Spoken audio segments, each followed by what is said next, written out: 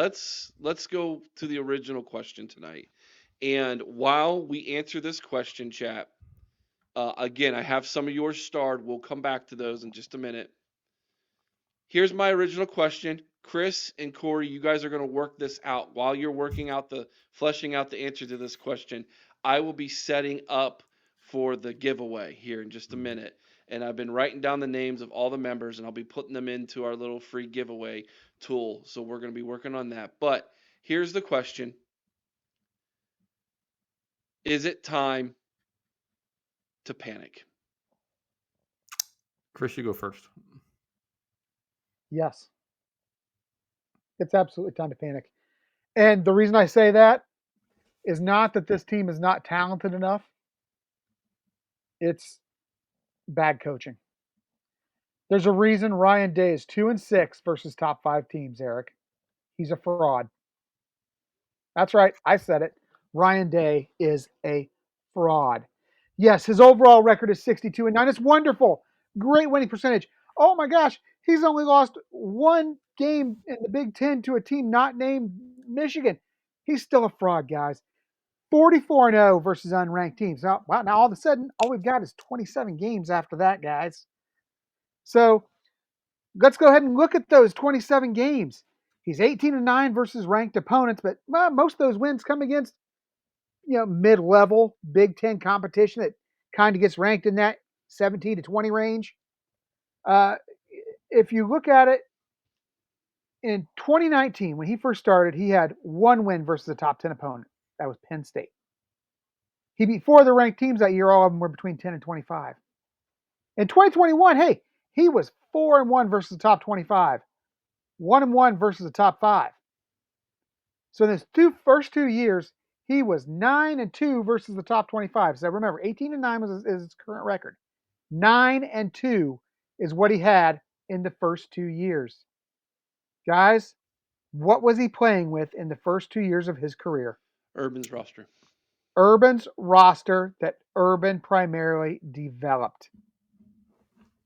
You look at what he has done in the last 3 years. 9-7 versus the top 25. Not quite as impressive. 1-4 versus the top 25 or top 5. Abysmal. 0-3 versus that team up north. That is not just unacceptable, it's embarrassing and humiliating. Ryan Day is a great guy. He's an awesome offensive coordinator. I mean, a great recruiter. I can't say enough. He's a hell of a nice guy, but he's not the guy who's going to take the Buckeyes to a national title. I'm sorry. They don't develop talent under Ryan Day. He chokes in big games. He's either too nice or too weak to be a head coach. I don't know which it is. He won't pull players that need pulled. He won't fire coaches that need fired, specifically Brian Johnson. He hires his friends, won't cast them aside when they don't do their job. He's more afraid of hurting feelings than losing games. That is a problem for a head coach. He has no fire, no killer instinct. Let me tell you, my wife came up to me today and said something. Now, she's a casual fan. She's not super into it like I am, but she watches Ohio State football. And Eric, I messaged you this right after she asked me. Yeah. It's like, why does it look like Ohio State has a coach who just doesn't care? And I got thinking to myself, man, I bet casual fans everywhere feel that way. I mean, don't give me excuses about injury. It's his fault and his staff's fault if we don't have players developed when we have an injury. Don't give me excuses about officiating. Guys, in the end, like it or not, the calls usually almost wash themselves out. And I'm going to quote Ryan Day himself here.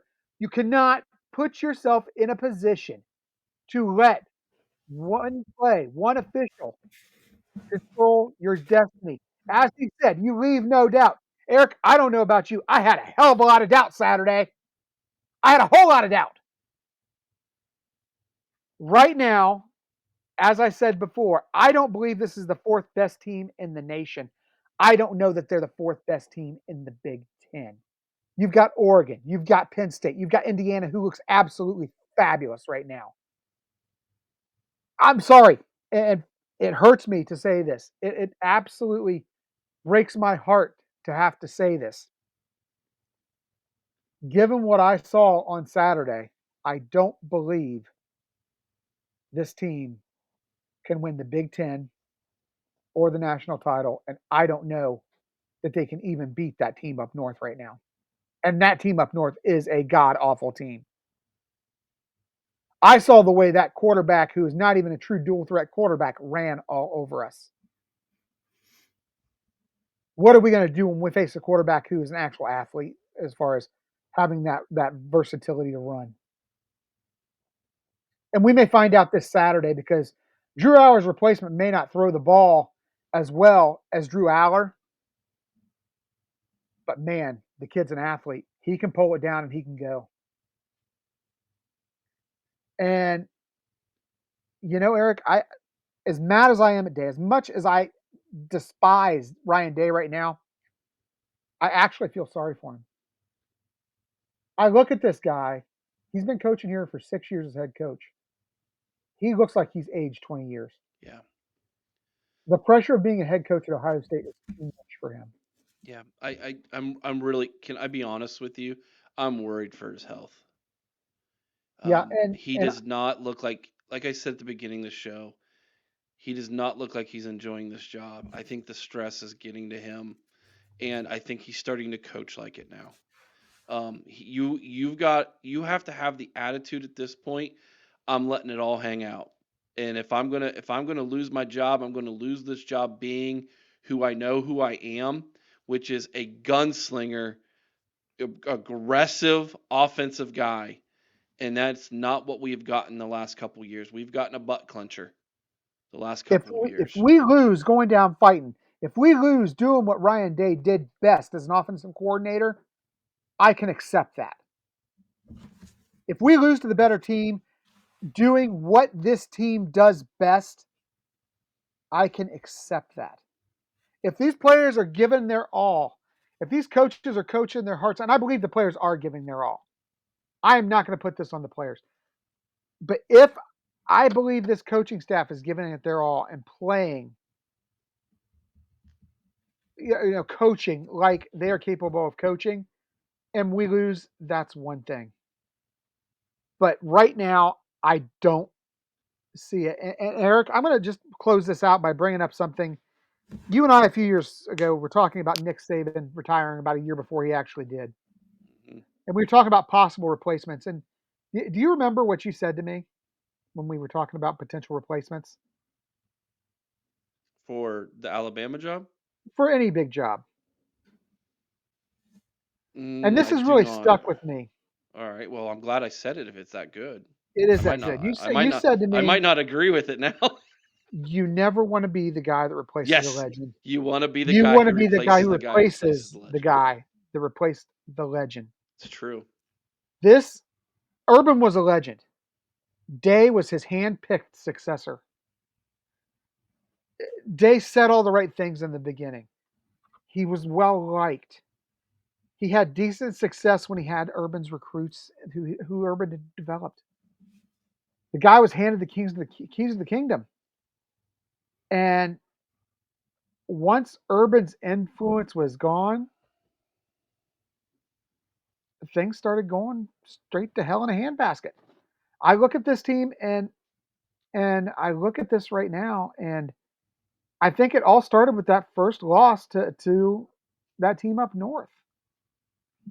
That's I when. think That's somewhere when. we all started knowing, That's when doubt started to creep in. yes, that's when we all started having those feelings of doubt. And after three straight losses to them, cheating or no, three straight losses to them, the fact we haven't seen a Big Ten title in, 3 years, the fact that we haven't, you know, played for the national championship since Day's second year, I think that the magic is gone. I think the magic is gone at this point. I think that I think that the fire is gone from him at this point. We heard Chip Kelly talk about not wanting to be a CEO. We heard Ryan Day talk about how Chip Kelly kind of had lost his love of the game in that head coach role. I see the same thing happening right now to Ryan Day. A guy who I think if you put him back as an offensive coordinator would find his love, would find his fire, would find his passion, would find himself again. Right now he's lost it, and it's disappointing and it's heartbreaking. Yeah, it's time to worry. I forgot what the original question is until he just said that. You were just sitting back and enjoying that, weren't you? I knew Chris was going to be passionate tonight because Chris has been warning me about this for a couple years. And this Saturday felt very much like what you've been warning me about. So, Cory, it's all yours. Floor's yours, man. Is it time to panic? I was talking to Johnny, and I was talking about this game specifically, and I said if we weren't going to win the way Indiana won. I think that was a bit of a, even though Indiana's a much better team than Nebraska, that was a bit of a fluke, 56 or whatever it is to 7. But that being said, I figured if we win in this game, we were favored by 25. If we won by 3 touchdowns, I'd feel pretty comfortable with where we were. But I said to Johnny, if we win by a field goal, squeak it out, whatever, then it'll sound the alarm bells because something's wrong. And we won by 4. Obviously, had to go for a last second touchdown, not quite last second, but you understand, you saw it, you were there, and clearly something is not right. This is reminiscent to me of Urban's final years when we were playing up tight all the time, playing everybody close. Teams that we were way more talented than that didn't make any sense. Defense being complete a train wreck with Greg Schiano in 2018. So it's just to me, I agree with Chris in the sense that the pressure's finally just catching up to Ryan Day, especially with this year with the roster he's got. There's no excuses. I'll say this to Ryan Day, his credit in the offseason, he does everything he can to get this team to where he feels it can be to compete, but the coaching is just not there, especially in the offensive line. That's a big problem. And you are not winning a title when Josh Fryer is your best offensive tackle. I say that because Josh Simmons is out. There is nobody on this roster even as good as Josh Fryer at a tackle. That's scary. I mean, and Josh Fryer's an okay, adequate college football player. He'll never be a pro player unless he plays guard for practice squad somewhere or whatever. But he's an okay college football player. But he's your best tackle. You're not winning a title. It's not happening. And I can honestly say this about Ryan Day. Early on, when he was head coach, Urban's recruits or not, I felt like he could scheme anybody open. It was crazy how proficient our passing attack was. And that's probably like when Chris says he was in his bag. He had the love of the game. He's just drawing up. Kind of like old coaches have worked with him said, he just loves to doodle plays. He loves the X's and O's. Now he's being the CEO. He's having to re-recruit rosters. It's just a nightmare of a job. I mean, 10 million. I'm not feeling sorry for him in the sense he's making 10 million a year, but it's a nightmare of a job compared to what it used to be. Where you'd have to recruit all the time, but this is ridiculous. There is no accountability for players coming and going, how much money they can make, what they felt they were promised, things like that. And I'm not saying players shouldn't get paid, but there's got to be some accountability and structure here. I think that's better for everybody involved. But that being said, the team is uptight all the time, and they play uptight, and there's obviously discontent within the players and the coaches right now. And when you start seeing that, the structure is a problem. I want to say that I'm trying not to say the culture's a problem, but it might be because people say, "Well, look at these guys coming back." Well, NIL has a lot to do with that. It isn't Yeah. just because they wanted to come back to play. We knew $20 million. We knew we needed these guys to come back, or we were going to have a rebuilding year. So again, I agree. He doesn't always recognize problems within the coaching staff, but he's shown he will fire people, but sometimes it's too little, too late. Like you're taking a long. Like Justin Fry should have been gone probably last year. Well, he won't fire his friends, Cory. That's the big problem. You shouldn't hire your friends if you can't fire them. I agree with that completely. Justin Fry was, I mean, a lot of people thought he was an up and coming offensive line coach. He's proven them wrong. I don't mind giving him a couple years, but after year two, when the offensive line is like regressing and not recruiting well enough, you just kind of have to move on. And he didn't move on from Justin Fry. Um, I I like Coach Locke. I like some of the coaching hires he's made. I like Laurinaitis' hire. I like the Tim Walton hire overall, even though they're coaching the secondary starting to freak me. But the whole defensive staff seems discombobulated. So who knows? Probably needs to move on from Larry Johnson. Is wondering how we can do that, but he's just got to rip the band-aid if that's the problem. Um, he's showing a lot of the thing is he's showing a lot of weaknesses that Urban was showing, but he hasn't have the resume and the what do you call it, the standard built up within the fan base because Urban did win championships. Urban did produce amazing talent all the time. Urban did overachieve at times with the rosters he had. 2012, 12-0. Are you kidding me? Ryan Day's not doing that. I will say this for the 2019 team, while it was predominantly Urban's team, Urban left him with an absolute garbage pail QB room. If he didn't go out and get Justin Fields, we were looking at Tate Oh, Martell. absolutely. So Absolutely. I'll give Ryan. He understood it right away, and he didn't play feelings with We Tate Martell. He we said, were "You're looking at the original Tater as yeah, quarterback. exactly." That's right. This is where Ryan Day had like you said, the guts to do it and say, "Hey, Tate, you're not my quarterback. I'm bringing somebody in." And that's when Tate, you don't strike out twice. Goodbye, Tate. You're done. And that's what we were looking at court. So Tate or whatever Ryan Day had, I think I agree with Chris. He's lost it under all the pressure because I do believe he was that kind of. We call him the rosy cheeked assassin because he went in and said, "Shiano, Grinch, your whole staff except for Johnson, you're all gone. Goodbye, Billy David, you're all gone. We're getting Halfley in here. We're getting Madison. We're getting I forgot Al Washington and it looked good at first. That first year, that defense was elite." But they haven't been that since, and he didn't replace Halfley worth a darn, that's for sure. So, Corey, mm, I have a question for you, and Eric, you can chime in as well. We talked about culture. We talked about mm. Ryan Day, but I think a big problem facing this team, and it goes back to Ryan Day somewhat, and we've talked about what he used to do great versus what he's trying to do now. Do you think the fact that this team, offensively and defensively, really doesn't have an identity is a big problem on this team?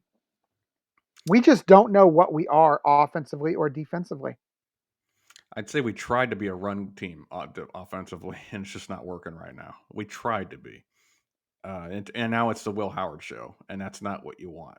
And I'm not knocking Will Howard with that. I think obviously we all made But our that's feelings not what he known. was brought here for. Yeah, that's what I'm saying. We've Yeah, all made our feelings known about Will Howard. And I really appreciate he's the strength of the team. He's showing amazing leadership right now. If he anything. is. He's great. He's a lot better than I even thought he was going to be. But we're trying to have a run identity, and we can't run the ball. I So, don't I don't want to have the conversation yet about a culture issue because I think it's too soon to have that conversation. But I hear you. and I'm not saying within the players. I'm not saying the players don't love each other. That's not what I'm Right. saying. No, no, No, I think there's we have tremendous young men on this team. Yeah, I yeah, agree with that. Yeah, absolutely. It's if I could give a word that's missing from this team, it's swagger. Oh, without doubt. no, they They But have no doesn't swagger that at come don't with all.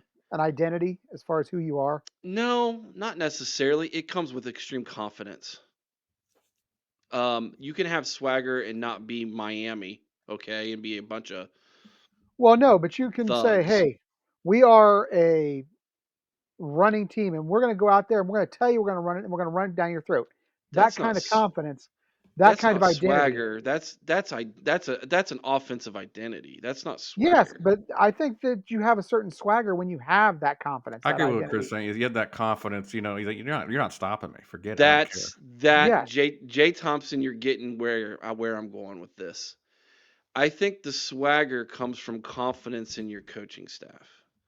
You, I firmly believe a successful team, will take on the identity of the head coach.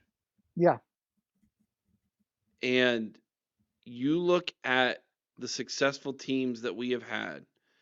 Um, Urban Meyer, definitely. Jim Tressel, definitely. Woody Hayes, so I've heard. I wasn't alive then. Earl Bruce, to a degree. Woody Hayes, much like that. this team is missing that juice. They're missing that swagger. When they try to manufacture that energy, It's uncomfortable. Well, it feels awkward. Yeah. let's be real about one thing though. In the social media era, Earl Bruce would have been gone in 2 years. Woody Hayes wouldn't have lasted to win that A first national week. championship. I mean, like we were like, I mean, my dad used to call Earl Bruce 09-3, because he just would Yeah, lose and, three and games and every year. Sean, you're right. If culture was bad, nobody would want to come here. You're absolutely right. That's why I'm not willing to go there yet.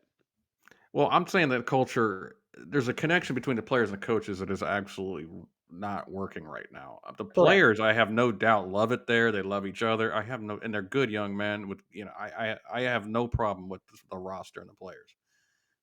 I'm actually with Chris. I'm putting this on coaching. We have And the talent. It's not. and It's this is ridiculous. this is something else I want to talk about. He hasn't had a lack of success. Ryan Day is one of the most winningest coaches in college football history in the first 6 years of the history of coaching. Hold on, Chris. He hasn't won the big ones. And now he's struggling to win. It feels like he's struggling to win The regular mediocre games ones. that he was dominating. And so this is why the panic button feels um that's a great point, Jar. Oh, that's a really good point. What swagger and confidence do you have if you've lost to your rival 3 years straight and no conference champs? That is Exactly. a very good point. Which is why I'm saying that's why I'm saying that this is an interesting conundrum that we're in right now as a football team.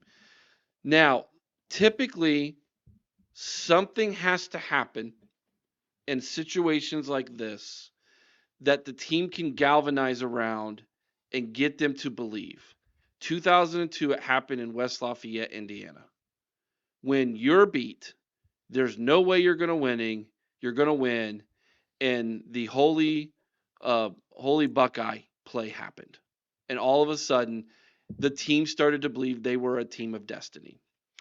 I can go back in 2013, 2014. We're in Happy Valley. We're not expected to win that game. And we have a defensive end who went off and sacked the quarterback and the running back at the same time. And all of a sudden, that is when this team turned the corner and they were unbeatable after that. I don't know if I agree with that, Eric. Okay. They struggled with Indiana. They struggled with Minnesota. I mean, they were struggling with some weak teams in that year. Was that before or after Penn State, though? That's after Penn State. Was it? Yeah. Mhm. Well, you totally derailed my theory here. Thanks, Cory. That's what I'm here for. That's what you brought me here for. Now, Well, okay. Well, how about this? We win in the big championship game. The next 3 games we dominated. How about that? Is that fair? By the way, Penguins 2459 just became a member. Thank you, Penguins. I'm gonna have to add you. You just became a member. We're gonna add you to the giveaway, man. Thank you. can I? I think the Michigan game was a catalyst that year. Actually, Okay. when Darren Lee returned that Yeah. fumble for a touchdown, and he just did a primal scream at the top of That's his lungs. that's And Nick Quint. Gotcha, buddy. Awesome. Thank you, buddy. I actually think that was when the tide turned for Ohio State that year. They were a team of destiny at that point, because then you obviously go to Wisconsin. The rest is history. So that's how I feel about it. All right. Beside the point. The point is this. This team needs something to galvanize them, to give them some swagger, to get them the confidence. Maybe it's this week. You know what makes me say that there is potential for that this week, Eric? If there's one game, there are two things about this one particular game that give me hope. One, who's the one player we have that always steps up huge against Penn State? JT, JTT Always has a great game against Penn and he had a State. good game against played Nebraska. played good last week. So timing's Now, right. the other thing is, and I don't know if you heard Will Howard's press conference. I Yeah, did. yeah. He wants this game. You can tell it. He wants Penn State. There is a burning desire to shove it down Penn State's throat. Just please don't press and make too many mistakes trying to prove them But wrong. I, That's I all I feel ask. like if there is any reason to have hope going into this week, those two guys are the reason that give me just a glimmer of hope. It's not faith in this coaching staff, that's for daggone sure. But those two guys, who we saw JT's passion start to come out a little bit last week. We saw the anger boiling over in him. We see the passion in Will Howard. That's the kind of leadership that could make a season turning, moment this week. Will Yeah. Howard is slowly becoming a Buckeye legend because he's becoming such a fan favorite. I love it because he's deserving of it completely. Yeah. Um, yeah, I love his leadership. I love his attitude. I love his just he's always upbeat. God bless him, man. Will's fun to watch, and he's fun to watch play. He legitimately is a fun player to watch He play. loves the game. Yeah, he does. That's it. He loves the game. He still plays like a kid playing Pee Wee, who's just out there for the love of it. And he's going to do Mhm. whatever it takes to win. Mm-hmm.